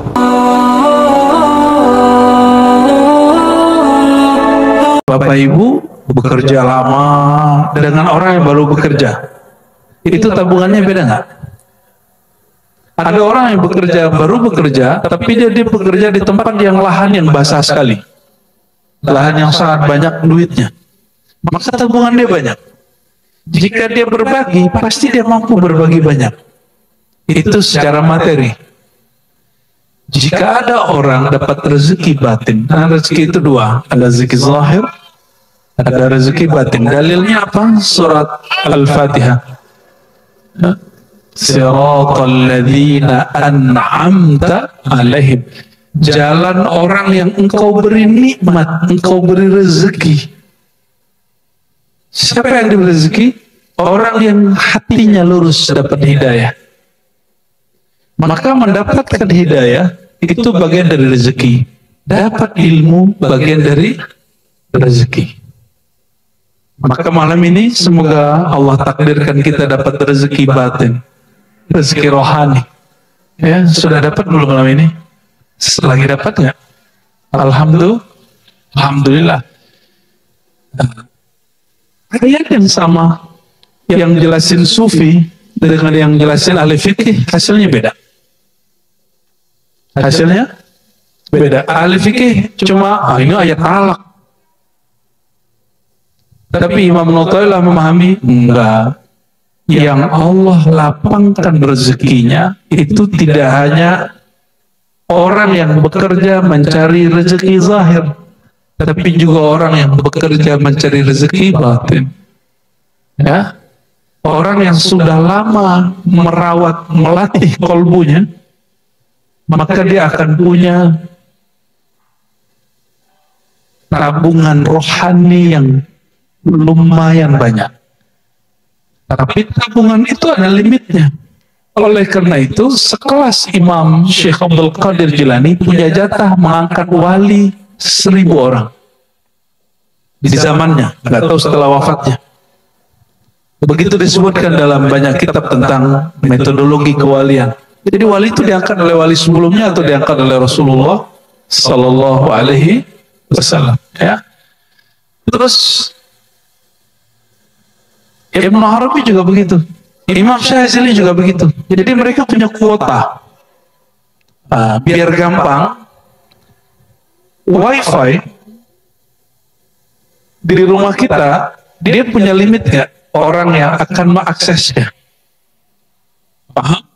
Maka satu server, dia punya limit untuk bisa mengcover berapa orang yang akan terhubung kepadanya. Itu baru zahir. Tapi kelihatan nggak sinyal itu? Ada yang bisa ngeliat sinyal? Bayangkan hari ini sesuatu yang zahir itu nggak kelihatan memata dan orang bisa percaya. Kenapa orang tidak percaya ada wali Allah bisa memancarkan sinar nurullah? Dan sinar itu juga ada jatahnya. Dia punya kuota juga. Ya, jika dia tidak terhubung kepada maha server Sayyidina Muhammad SAW, maka kuotanya akan habis disedot orang. Maka guru-guru itu lelah bukan karena bekerja, dia lelah karena disedot rohaninya, ilmunya, waktunya oleh murid-muridnya. Jadi lelahnya bukan lelah fisik, dia lelahnya lelah batin. Itu bedanya. Coba perhatikan guru sekolah capek nggak? Orang di sawah capek nggak? Sama-sama lelah, tapi lelahnya beda. Nah, kelelahan ini yang mesti difahami. Dosen, siapa yang dosen? Ngajar kampus, capek nggak Pak? Pulang-pulang capek? Panas badan. Itu sama kayak nyangkul. Karena kerja otak itu lebih kuat daripada kerja badan. Ya, yang Pak dokter, yang praktek, kalau lagi praktek deg-degan awal-awalnya. Itu sama dengan orang nyangkul. Bedanya yang nyangkul nggak perlu mikir berat-berat. Dia tanam, ditunggu 3 bulan. Ya. Beda kalau Pak dokter ini. Beda dengan dosen. Beda dengan orang-orang yang punya pekerjaan yang limitnya lebih dahsyat.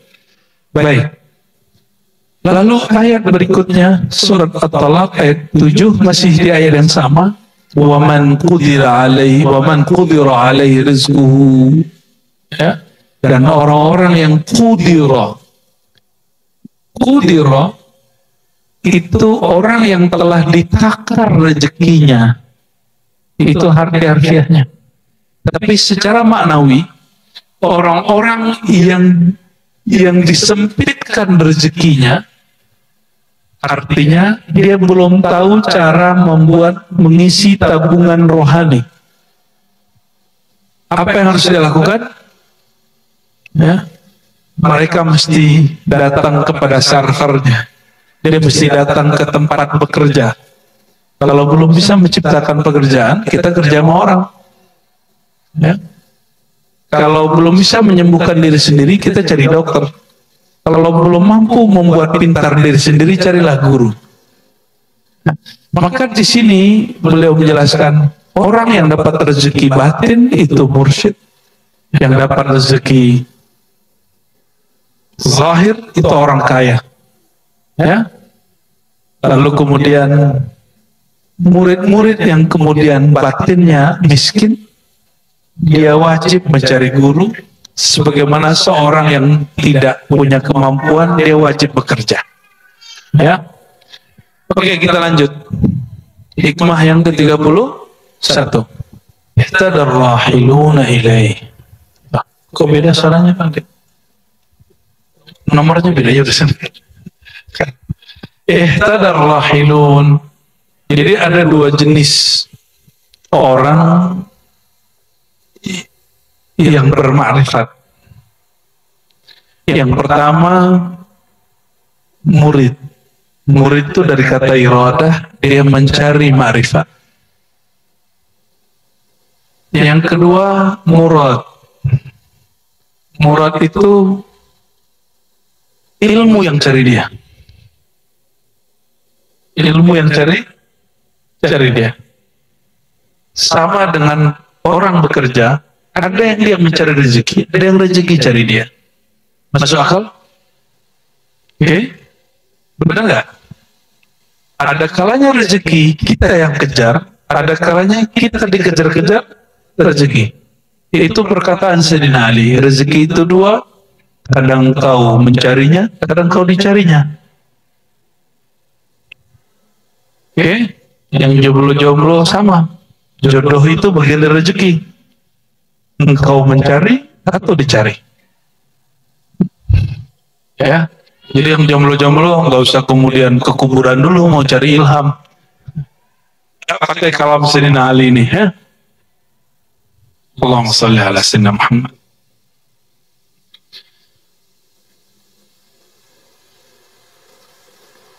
Murid, murad. Istilah itu muncul dalam kitab Syekh Abdul Qadir Jilani, kitab Al-Ghunyah bagian terakhir bab tasawuf.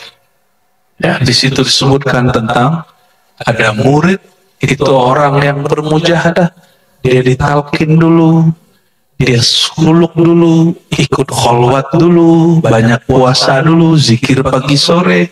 Ya, tadi zikir pagi sorenya diundur sampai barusannya. Nah, itu zikir ribat biasa pagi sore. Itu zikir dari Nabi SAW yang dikumpulkan oleh Sayyidina Abdul Hasan Syazili. Ya, ini kita sebut al-wirdul asas, wirid basic. Apa aja wirid basicnya? Setelah syahadat dan istighfar, kemudian kita melazimkan istighfar lagi 100. Karena Rasulullah SAW istighfar berapa kali? Ya, beliau punya dosa? Tidak ada. Kita punya dosa? Harusnya kita 1000, tapi ya sudahlah 100 pagilah. Terus yang kedua, la ilaha illallah wahdahu la syarika lah lahul mulku wal hamdu yuhyi wa yumiitu wa ala kulli syai'in qadir. Namun basic dari kalimat ini ada pada la ilaha illallah. Ya. Berapa kali? 100 juga. Orang yang baca ini dia nggak diganggu syaitan sampai besok. Cuma kalau nafsu tetap. Jadi bedakan syaitan dengan nafsu. Ya, orang puasa, syaitan nggak bangun dia, tapi nafsu dia masih bergejolak. Jadi bedakan nafsu kebinatangan, nafsu kebengisan dengan syaitan yang menipu. Syaitan itu tugasnya menipu, sedangkan nafsu menggoda digoda. Itu sebabnya kalau ada orang bertanya, kenapa masih ada maksiat di bulan Ramadan? Itu jawabannya. Kenapa orang-orang yang kelihatannya soleh masih bermaksiat? Itu jawabannya. Syaitan syaitan nonton aja. Dia ngelihat ada orang-orang yang terjebak oleh dirinya sendiri. Si murid,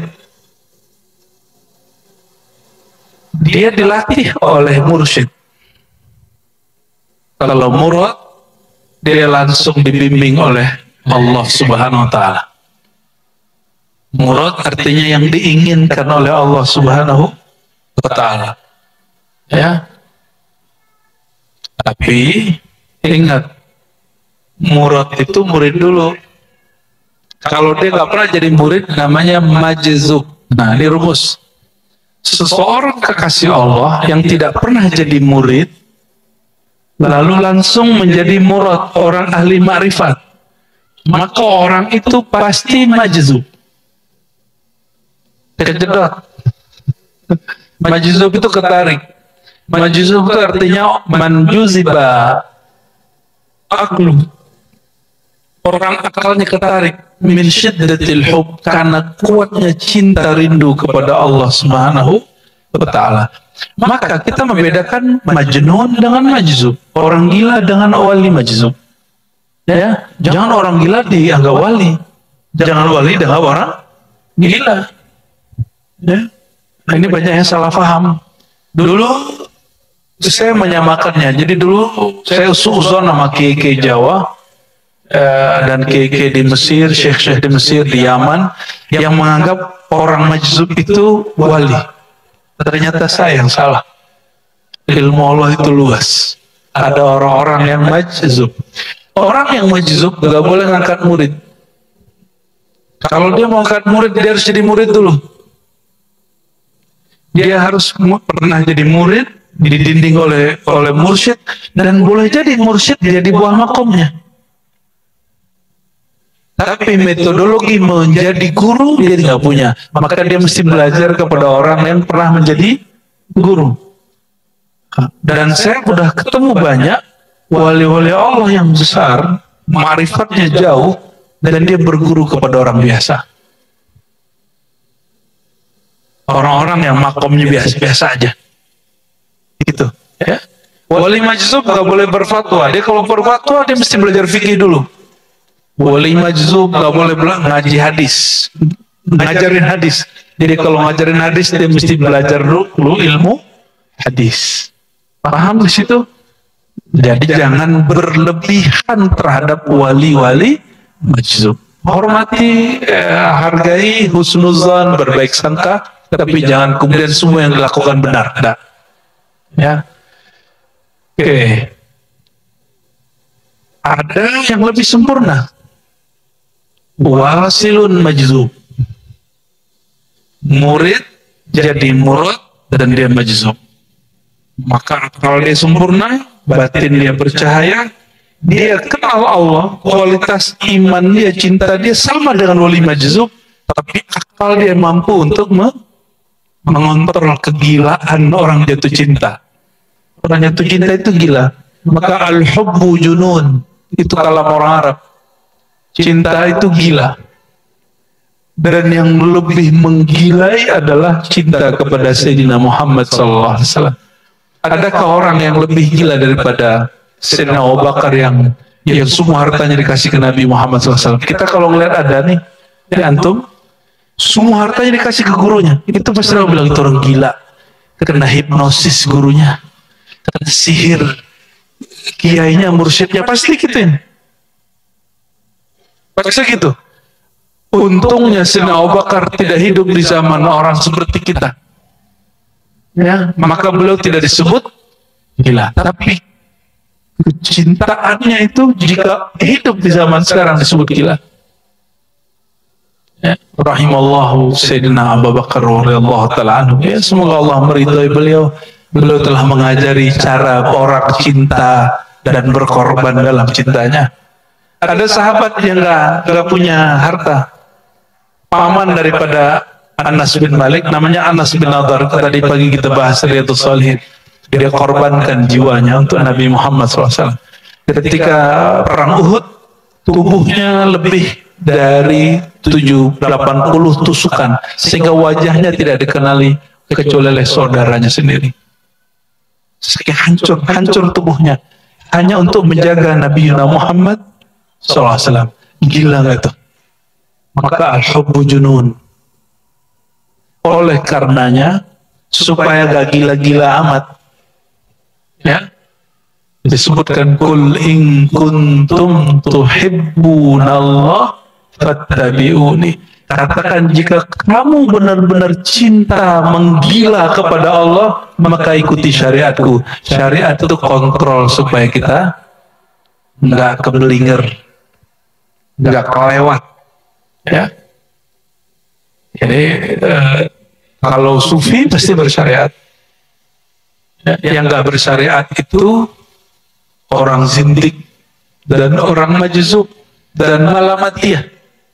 Mereka nggak menzohirkan, nggak, Ya.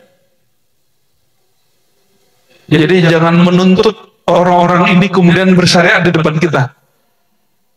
Dan mereka bukan ingkar syariat. Kalau yang wali, kalau zindik ingkar syariat. Jadi beda wali Allah dengan wali zindik. Wali majzub, orang mabuk. Kalau orang mabuk minuman, sholat ya dia. Maka kalau mabuk minuman cinta ma'rifat kepada Allah, ini juga nggak sholat. Orang mabuk kok. Orang ini nggak sholat. Yang satu lagi juga nggak sholat. Bedanya apa? Satu kekasih Allah, satu zindik. Satu dia mengingkari syariat, yang cinta kepada Allah tidak pernah mengingkari syariat. Ini perhatikan, ya. Jadi batalnya kewalian seseorang kalau dia mengatakan untuk apa sholat. Ya, aneh mah nggak ada sholat 5 waktu, Tuhan dalam diriku. Udah sholat kena deh sudah. Kalau ada orang mengingkari syariat satu huruf saja dari Quran, kafirun zindik, ya, murtad, sudah selesai. Dan tidak ada saya ketemu sufi, bahkan malamatiyah beda ya. Ada wali sufi, ada wali malamatiyah, wali majzub. 3 wali ini tidak pernah ingkar kepada satu huruf Quran pun. Ini sejauh yang saya temui di perjalanan rohani, ya. Kembali ke sini.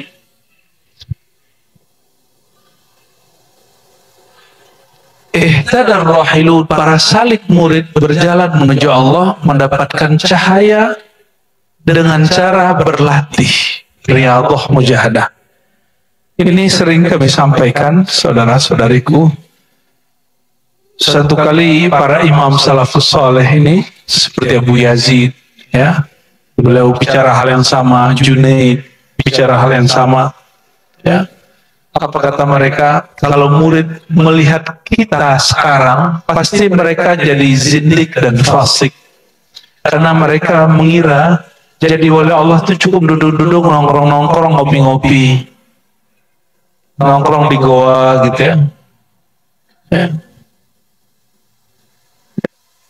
Murid-murid kan gitu. Apa kata beliau? Seandainya mereka tahu apa yang kami lakukan sebelum kami sampai ke makom ini, mereka tidak mungkin menjadi zindik.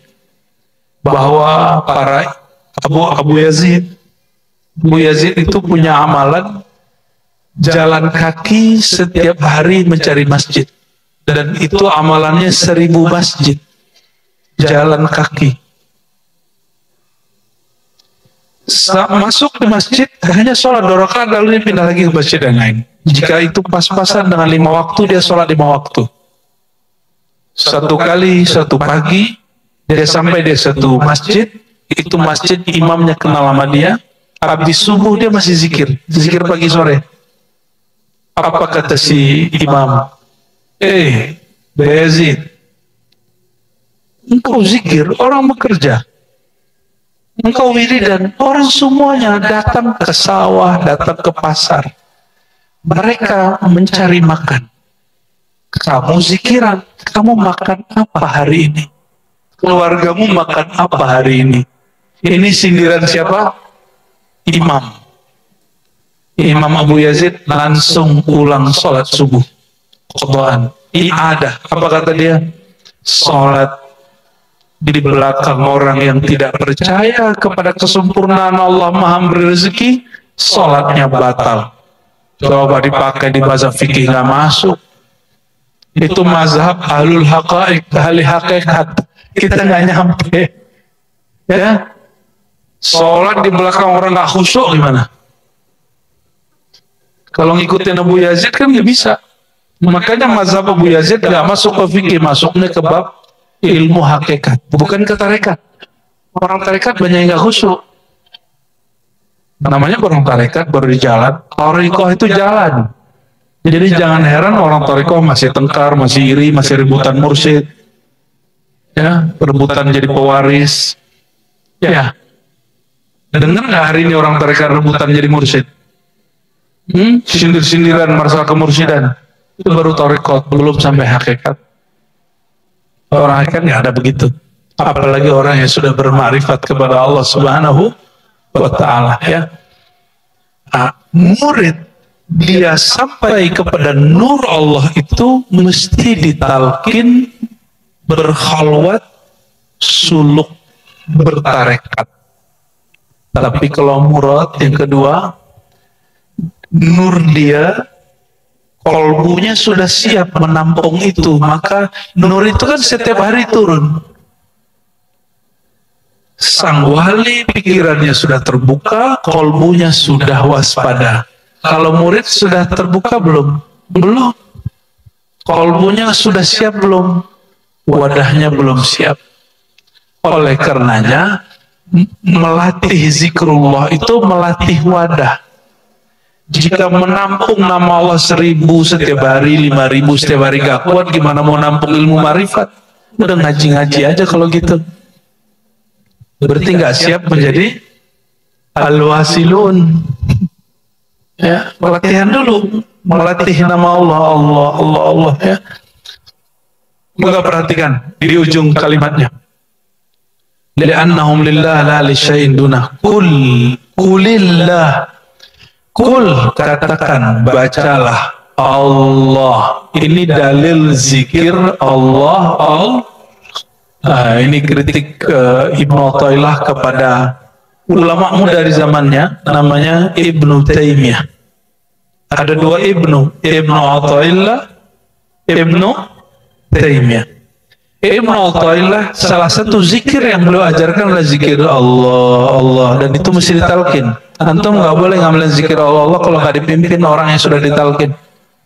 Nah, di Ribat sudah ada sistem talkin itu, bisa belajar kepada beberapa buya-buya yang sudah ngajar ya.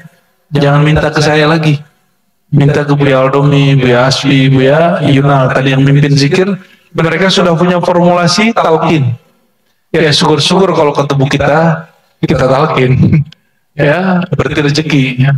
Tapi ketemu mereka sama karena frekuensinya, sumbernya sama dari Allah Subhanahu wa Ta'ala. Kul Allah, bacalah Allah, summa dzarhum, lalu biarkan mereka di dalam kesibukan mereka bermain-main. Maksudnya apa tuh? Ini yang disebut mati sebelum mati.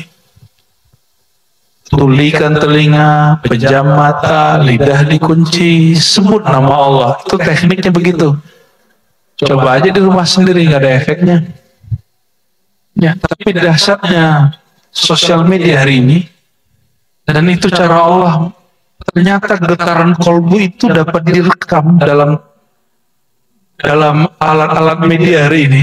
Jadi beberapa talqin kita yang sengaja tidak sengaja direkam orang, itu sampai hari ini masih menggetarkan kolbu orang tertentu. Alhamdulillah Rabbil Alamin. Semoga Allah ridho ya. Amin ya Rabbal Alamin ya. Jadi jika disimpulkan di sini, kita ini siapalah, jadi jangan GR menjadi murad.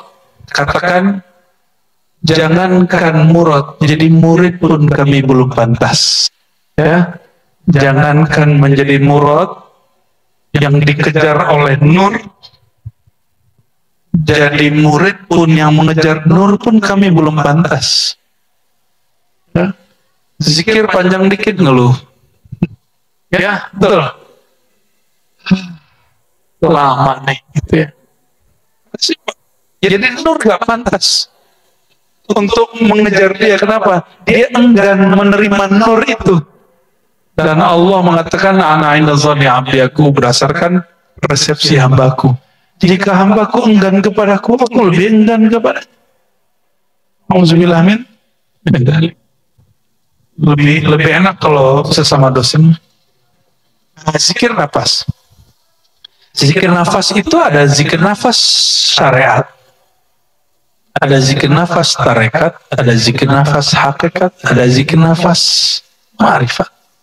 Yang itu namanya zikir nafas tarekat. Masih pakai angka dan menyebut.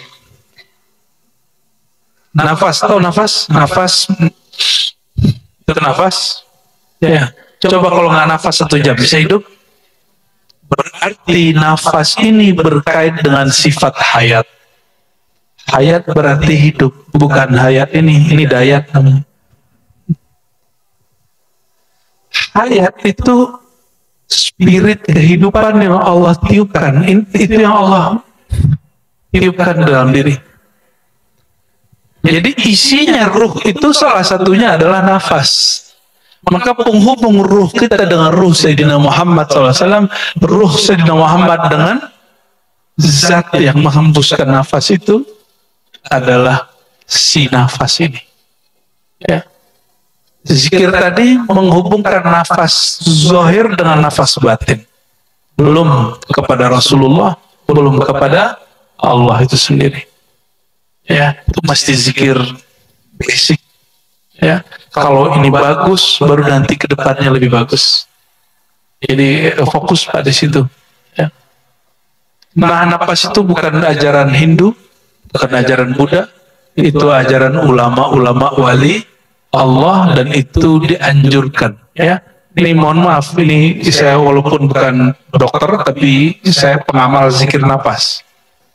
Ya, di saat orang lemas kita nggak lemas. Apa rahasianya? Zikir nafas. Ya. Zikir nafas itu memberikan nutrisi untuk zahirnya paru. Karena paru-paru itu harusnya dia diisi lebih banyak dari orang nafas biasa. Coba Bang Dik dari tadi kan dikit aja. Padahal kita bisa nafas lebih banyak.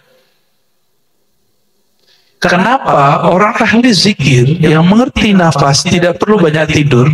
Karena duduk dia berzikir setara dengan tidur. Orang tidur, bisakah tidur tanpa rileks? Jadi gelombang otaknya harus sampai kepada titik rileks baru dia tidur. Orang-orang yang berzikir, dia bisa tidur di dalam zikirnya. Inilah dia orangnya. Tapi cuma sekali seumur hidup dia nyampe begitu. Ya, orang melihat dia bangun, tidur, tapi dia ngerasa saya nggak tidur. Itu zikir nafas, cuma saya nggak kasih nama ke Bang Dik sebelumnya. Ya, zikir aja, suruh zikir aja, dalam lah, batu-batu aja. Alhamdulillahirobbilalamin. Nah, zikir nafas itu dia ke paru, dia ke jantung, tapi yang paling penting kepada kolbu. Itu yang paling penting, ya. Ya, makanya guru-guru kami dulu yang ahli zikir itu jarang yang asma, ya. Jarang yang asma. Rata-rata asma itu belum belajar zikir nafas dan belum latihan. Ya, yang asma-asma latihan zikir nafas, ambil talqin kepada guru tarekat yang ada di kampung, ya, di mana kita tinggal. Insya Allah Allah sembuhkan. Ya, karena itu dianjurkan sekali. Ya, dianjurkan sekali. Kita ini sudah tahan napas waktu takbir Allah bernapas, ya, tahan napas. Ya, waktu sujud tahan napas, jangan napas lagi sujud. Itu ada debu-debu banyak. Ya, jadi kalau mau sujud tahan, ambil napas sedikit lalu tahan. Baca subhanallah bihamdihi subhanallah. Gitu. Nah, orang-orang tertentu ngambil ilmu nafas dari sholat, lalu mereka olah menjadi zikir anfas. Ada torikot anfas. Itulah torikot Qadiriyah, Khalwatiyah, Samaniyah, dan sebagian yang ada di Naqsybandiyah, Syazilah itu ada yang pakai anfas, nafas. Dan itu boleh. Itu bukan ajaran Hindu, bukan ajaran Buddha. Emang ada Hindu baca hu Allah? Nah, ada nggak? Ada nggak Hindu baca zikir Allah Allah lagi nafas? Nggak ada. Terus siapa yang mengatakan zikir tanpa nafas sama dengan semedi?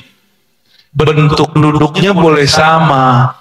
Sama. Kita kan makan cara nyuapnya juga sama sama orang Hindu. Apakah saya jadi Hindu?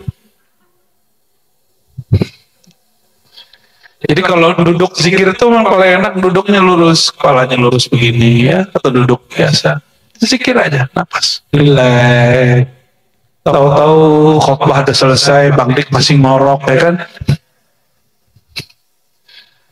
Disebutkan di hikmah yang ke-9, beragamnya jenis amalan zahir itu disebabkan keberagaman anugerah yang batin dari Allah Subhanahu wa Ta'ala. Jadi zikir ada zikirnya macam-macam karena rahasia yang Allah simpan di dalamnya juga beragam, dan itu dapat menghilangkan kebosanan. Bahkan rasa hambar tadi hilang. Rasa hambar tadi hilang. Maka saya menyayangkan, mohon maaf, hari ini boleh jadi disebut zaman stagnan orang bertorekot. Orang fikih aja ada fatwa yang diperbaharui, masa torekot tidak diperbaharui? Kita masih ngajarin torekot zikir untuk orang yang ketemu zikir itu 100 tahun yang lalu. Padahal ulama seperti Syekh Ahmad Khatib Sambas, dia meramu zikir itu sesuai dengan zamannya. Ketika sekarang muncul zaman baru, kita harus sesuaikan. Jangan kemudian dibiarkan begitu aja, zaman kita sudah beda. Anak-anak hari ini, gak usah anaknya. Bapak ibu ini kan pusing anak main handphone. Saya jawabnya sederhana. Kalau kamu kasih contoh depan anakmu, kita nyontohin megang handphone berjam-jam depan anak, terus kita mengeluhkan anak kita main handphone. Kan lucu. Ya. Cuma dengan itu barangkali wallahu a'lam bishawab. Ya, jadi zikir anfas lanjutkan. Ya. Jangan berhenti di zikir anfas, tutup dengan sholawat, kalau enggak kebakar. Ya, kasyaf itu sangat diinginkan oleh semua orang yang belajar zikir. Kasyaf artinya tersingkapnya sesuatu yang tertutup. Akhirnya orang penasaran dengan isi hati orang lain, ya penasaran dengan makom-makom, penasaran dengan nur, penasaran dengan rahasia-rahasia. Ternyata itu tidak lebih baik daripada orang yang penasaran dengan aib dia sendiri. Ya, maka kalimat beliau, tasyawufuka, bukan tasawuf, tasyawufu, tasyawwafa ya tasyawwafu, tasyawufan. Pakai sya, shin, titik 3, bukan yang sad, ya. Kecenderunganmu untuk mengetahui aib yang tersembunyi dalam dirimu itu lebih baik daripada kecenderunganmu untuk mengakses, mengetahui alam gaib. Ya, kita bisa membaca isi alam kubur, tapi nggak bisa membaca kesombongan yang terkubur di kolbu. Itu berbahaya. Oleh karenanya, salah satu manhaj sistem zikir kita diribat, setelah syahadat kita wajib beristighfar. Ya. Dan istighfar, kalau mohon maaf, motivator dan ustadz-ustadz di luar mengajarkan doa itu spesifik. Kalau kami tidak. Kalau kami istighfarnya spesifik. Ya. Maka orang-orang ikut talqin dengan kita ajak menyebutkan dosanya spesifik, dosa mata, dosa telinga, nanti akan datanya keluar sendiri ketika disebut. Dan orang yang menyebut itu dia langsung 1, 2, 3, 1, 2, 3. Jadi di manhaj kami, semoga semuanya ikut mengikuti, tidak usah menspesifikkan doa. Spesifikkan dulu dosamu di hadapan Allah Subhanahu wa ta'ala. Ya. Setiap hari. Pagi sore. Bayangkan sekian tahun kita tidak istighfar pagi sore. Sudah berapa noda yang numpuk. Padahal malaikat Munkar Nakir, bukan Munkar Nakir yang lebih pas, Raqib Atid, beliau berdua itu ketika ada orang bermaksiat, mereka main lirik-lirikan, bro tunggu, yang tulis dulu. Siapa tahu sebelum tidur dia istighfar, gitu. Maka orang yang istighfar dalam 1 hari, semua dosanya selama tidak syirik diampuni. Selama tidak syirik dan menyakiti dan mengambil hak orang lain, itu diampuni. Kalau dia menyakiti orang lain, dia mesti minta maaf. Ya. Hati-hati loh yang mengunjingkan orang online. Minta maafnya online juga tuh. Ya, saya mohon maaf kepada fulan yang saya sudah omongin secara online di Facebook tuh, hati-hati tuh ya, di Instagram tuh.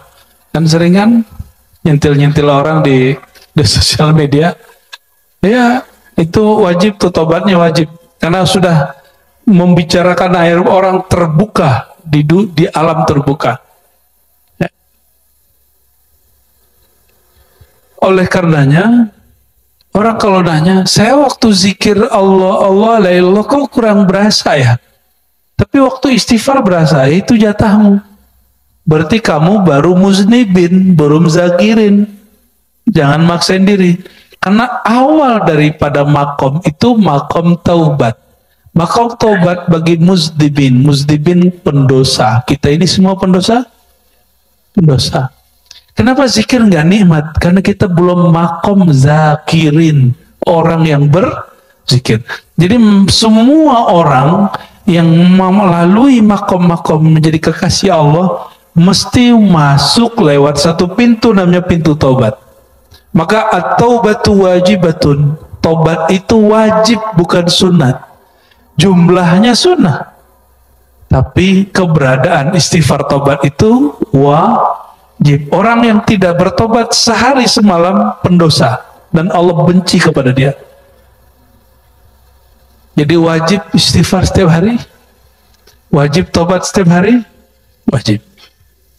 Ya.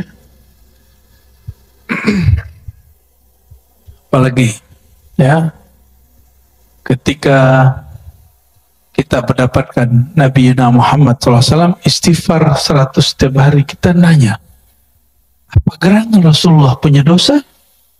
Ya. Sayyidah Aisyah mengatakan, ya Rasulullah, kenapa engkau masih sholat sepanjang itu, zikir sepanjang itu, sedangkan engkau sudah dijamin diampuni dahulu, sekarang dan nanti? Apa jawaban beliau?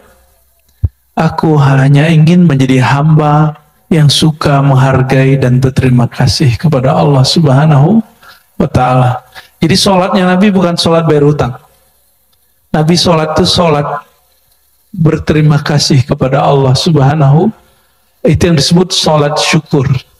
Ini dalil sholat syukur ada. Bukan hanya sujud syukur. Ini namanya sholat syukur. Ada di Sahih Bukhari, Sahih Muslim, Nabi mengatakan, apakah aku tidak boleh mengekspresikan rasa syukurku kepada Allah Subhanahu wa Ta'ala? Kita boleh sebut itu dengan salatus syukri, salat kesyukuran. Ya, itu salah satu amalan Nabi Muhammad SAW. Jadi saya kasih tahu kepada antum, amalan Nabi itu setiap hari tobat, syukur, tobat, syukur. Itu aja tiap hari.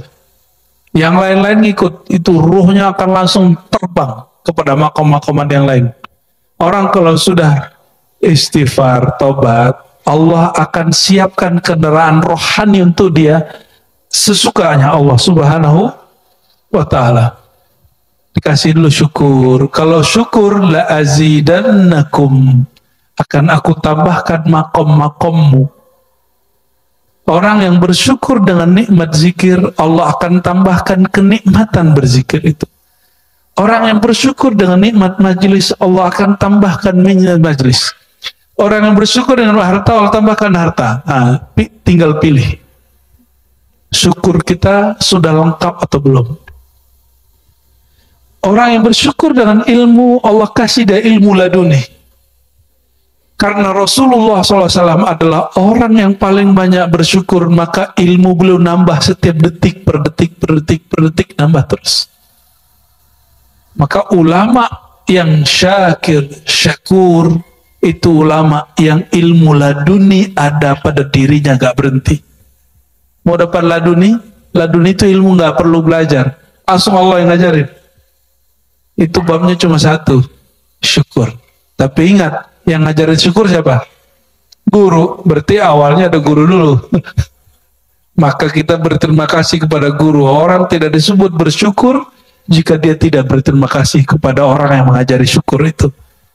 Dan yang mengajarkan syukur pertama kali pada umat ini adalah Nabi Muhammad SAW. Maka syukur kepada Nabi itu dengan dua saja. Ikuti sunnahnya dan bersolawat cinta kepadanya sallallahu alaihi wasallam. Jangan lagi solawat karena ada hajat, solawatlah karena mahabbah. cinta, dan orang yang dicintai akan membersama yang dicintainya, ya, sallallahu alaihi wasallam.